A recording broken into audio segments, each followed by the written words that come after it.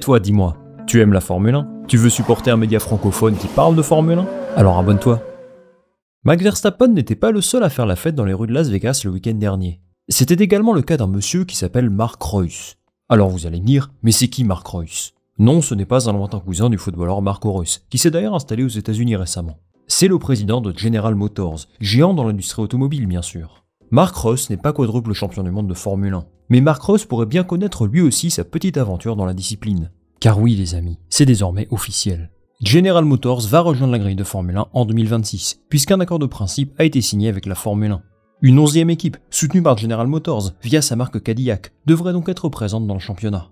Et si je vous dis Cadillac, vous pensez d'abord à Elvis Presley peut-être. Mais moi, ça m'évoque surtout Andretti. Souvenez-vous qu'il y a bientôt 2 ans, l'écurie américaine avait annoncé sa candidature en F1, en partenariat avec Cadillac. Sur le papier, ça avait l'air d'un projet solide. Andretti a une belle expérience en sport auto, en IndyCar, en Formula I, etc. Et le père Mario est même champion du monde de Formule 1.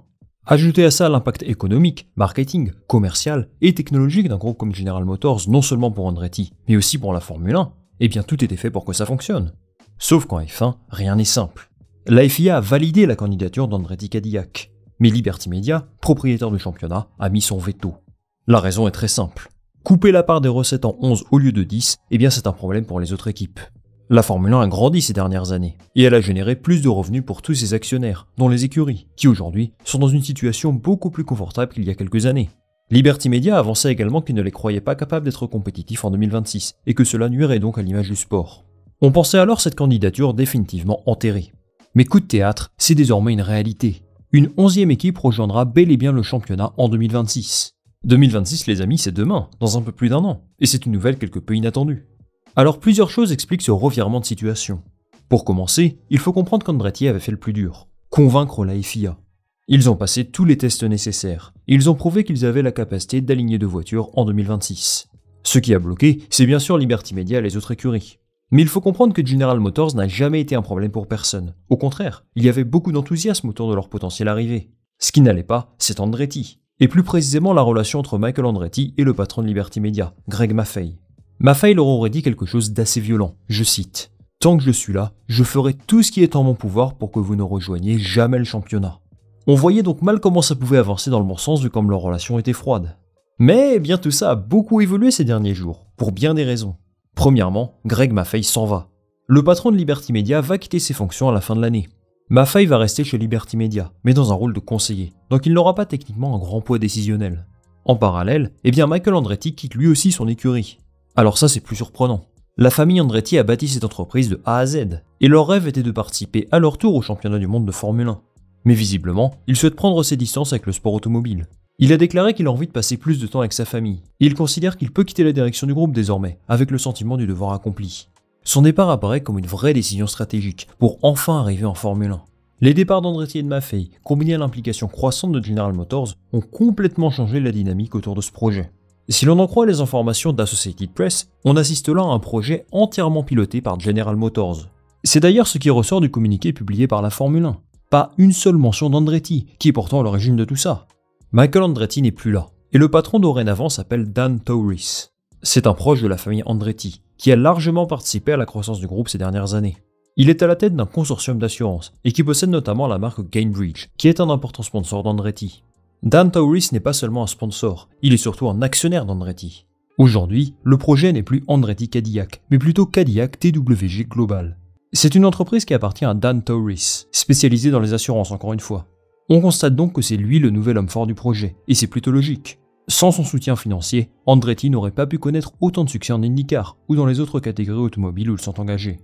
La participation de General Motors est aujourd'hui bien plus importante qu'elle ne l'était au début. Et c'est ça les amis qui a permis de débloquer une situation qui semblait totalement figée. Initialement, le projet Andretti Cadillac était perçu comme une initiative principalement portée par Michael Andretti. Ça avait suscité pas mal de doutes parmi les décideurs de la Formule 1, surtout Liberty Media. Ils avaient peur que General Motors ne soit pas suffisamment impliqué, et que ça ait donc des conséquences négatives sur la viabilité du projet à long terme. En somme, il ne s'agit plus d'une équipe privée soutenue par un constructeur. On a là une écurie d'usine, portée par l'un des plus grands groupes automobiles au monde. Liberty Media considère que pour que ce sport rayonne toujours plus, ils ont besoin de constructeurs automobiles. Par exemple Mercedes, Honda, Ford bientôt. Et General Motors s'inscrit clairement dans la vision long terme du groupe. Cela va leur permettre de tisser des liens encore plus forts avec l'industrie automobile américaine, qui, rappelons-le, compte 3 courses au calendrier. Le marché nord-américain est particulièrement important pour eux, et l'implication de General Motors dans ce projet est absolument cruciale. Cela renforce l'image du groupe Formule 1, et surtout ça donne de la crédibilité à ce projet de 11e écurie, parce qu'ils ont une vraie assurance financière derrière eux désormais. Une dernière chose, des raisons légales poussent certainement Liberty Media à les intégrer sur la grille. Et oui, suite au refus initial de leur candidature, Andretti a pris les mesures judiciaires nécessaires pour contester la décision de la FOM. Et ils avaient des arguments plutôt solides, en particulier le soutien de la FIA, organisme censé décider si oui ou non une équipe a les moyens de participer au championnat.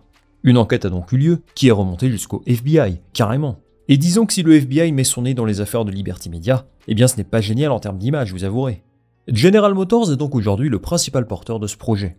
Il devrait continuer ce que Michael Andretti a entrepris, en utilisant par exemple leur nouvelle usine construite aux États-Unis.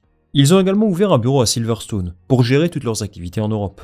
En parallèle, ils devraient utiliser la soufflerie de Toyota en Allemagne, et développer leur propre groupe moteur à partir de 2028. Plusieurs questions se posaient alors, et désormais elles ont une réponse. Comment va s'appeler l'écurie ? Eh bien ça devrait être Cadillac, tout simplement, vu que c'est leur appellation en endurance. À moins qu'ils décident de faire un changement stratégique pour promouvoir une autre marque. Qui va officiellement posséder cette écurie ? General Motors devrait être l'actionnaire principal. Mais la grande nouvelle, c'est que Mario Andretti, champion du monde de Formule 1 en 78, sera l'un des directeurs de l'équipe. Cela montre que même si le projet est désormais principalement porté par General Motors, Andretti garde un pied dans l'aventure, et je trouve ça important personnellement. Ensuite, est-ce qu'ils seront capables de produire toutes leurs pièces eux-mêmes ? Ça c'est une question clé, parce que ça va nous donner des indications sur leurs ambitions. Après tout, être capable de produire ses propres pièces, c'est généralement ce qui différencie une équipe compétitive d'une équipe de fond de grille. Andretti s'est vraiment donné les moyens de réussir, en construisant notamment cette usine flambant neuve. Ils ont également fait un énorme recrutement, pour être prêts dès 2025 ou 2026. Par exemple, l'ancien directeur technique de la Formule 1, Pat Symonds, a rejoint l'équipe, et ça montre qu'ils ont des ambitions. A priori, ils vont utiliser les infrastructures d'Andretti pour développer le châssis, et j'imagine qu'ils ont les moyens de fabriquer leurs propres pièces. Maintenant, ça va coûter beaucoup d'argent. Est-ce qu'ils ont vraiment envie de faire ça dès le départ ? J'en suis pas si sûr. Pour remédier à ça, ils pourraient dans un premier temps s'allier avec un constructeur sur la grille. Et c'est une bonne transition pour parler du sujet du moteur. Ils ont annoncé qu'ils seront prêts à produire leur propre groupe moteur à partir de 2028 seulement. En attendant, eh bien ils doivent trouver quelqu'un avec qui bosser. De base, Andretti avait conclu un accord avec Renault. Sauf que les moteurs Renault en Formule 1, eh bien ce n'est pas vraiment une solution d'avenir comme vous le savez. Du coup, les dernières rumeurs parlent de Ferrari ou d'Honda. Ce qui est sûr, c'est que s'ils ne parviennent pas à trouver d'accord avec un constructeur, Honda sera dans l'obligation de leur développer un moteur. C'est écrit noir sur blanc dans le règlement. Le constructeur avec le moins de clients doit accompagner une nouvelle écurie, si celle-ci n'a pas conclu de partenariat avec un autre constructeur au préalable. Et ça ne s'applique pas à Audi, puisqu'ils seront dans leur première saison. Vu qu'Honda et Andretti travaillent déjà ensemble en IndyCar, je pense que ça a moyen de se faire. D'autant plus que leurs bureaux en Angleterre sont basés à Silverstone, comme Aston Martin. Ce serait aux grandes dames de Lawrence Stroll sans doute, qui a rompu le deal avec Mercedes pour avoir un accord exclusif avec Honda. Après, ce n'est pas exactement la même situation. General Motors est nouveau, et ils n'ont évidemment pas les mêmes ambitions au départ que Mercedes ou Aston Martin. Enfin, ils devront constituer une équipe solide. Andretti a déjà mis en place quelque chose d'assez costaud honnêtement, mais il leur manque l'équipe dirigeante, un team principal, et surtout des pilotes. Au niveau du team principal, je pense qu'ils privilégieront une solution interne. Mais il y a un personnage du paddock qui est sans emploi, et qui continue de fréquenter les circuits de Formule 1 chaque week-end. Et oui, je vous parle bien sûr de l'ami Günther Steiner, qui sait très bien ce que c'est que de monter une nouvelle écurie. Surtout qu'il a beaucoup de contacts en F1, chez Ferrari notamment, et du côté des États-Unis aussi. Alors je pense franchement qu'il pourrait avoir un rôle là-dedans, si ça l'intéresse bien entendu. Au niveau des pilotes, on imaginait que Colton Herta rejoindre le projet il y a quelques années. Est-ce que c'est toujours d'actualité ? Possible. Ça dépend franchement si General Motors souhaite avoir un représentant américain ou non. On peut penser à un Alex Palou aussi. Il a roulé avec une Cadillac au Mans cette année, donc les liens sont établis. Il pourrait aussi faire une offre à des pilotes qui ont déjà de l'expérience en Formule 1. Pourquoi pas Sergio Pérez, qui peut être une bonne option pour lancer un nouveau projet. Ou alors Franco Colapinto, qui n'a pas de contrat en 2025 pour l'instant. Lui, c'est certain qu'il étudierait la proposition pour sécuriser son futur en F1 en 2026. À moins qu'un jeune pilote émerge en Formule 2 ou en IndyCar. Je n'écarterai pas Jack Crawford, 5ème de F2, américain, et qui va repartir pour une 3ème saison de F2 l'an prochain. S'il décroche le titre, il pourrait avoir la légitimité pour rejoindre la grille. Quant au deuxième pilote, si Honda s'associe bel et bien avec eux, et que Yuki Tsunoda n'est pas promu chez Red Bull, je l'imagine bien aller là-bas. Après tout, il ne veut pas rester pour toujours dans l'écurie sœur de Red Bull. Et chez Aston Martin, c'est bouché tant que Stroll et Alonso veulent rester. Ce serait une porte de sortie intéressante pour lui, parce qu'il y a un immense constructeur automobile derrière, et même deux d'ailleurs. Ce serait aussi une vraie bonne pioche pour General Motors, qui s'associerait avec un pilote d'expérience, qui a fait ses preuves en Formule 1. Ce n'est que de la spéculation malgré tout, puisque certains médias annoncent que les discussions sont plutôt bien avancées avec Ferrari aujourd'hui. D'autant qu'il y aurait pas mal d'employés qui ont travaillé chez la Scuderia auparavant, donc ça ferait sens aussi. Quoi qu'il en soit, ce sera une solution temporaire avant de développer leur propre moteur. La perspective d'avoir une 11e écurie sur la grille est donc bien réelle aujourd'hui. Ça fait longtemps qu'on attend ça, et je me réjouis qu'un tel groupe automobile prenne les choses en main pour que ça arrive. Mais les amis, rien n'est encore figé. Et ces prochaines semaines vont être cruciales pour déterminer si oui ou non, nous aurons 22 pilotes engagés en Formule 1 en 2026. Il y a une dernière chose que j'aimerais dire avant de terminer. Personnellement, je regrette qu'Andretti soit quasiment inexistant dans le projet.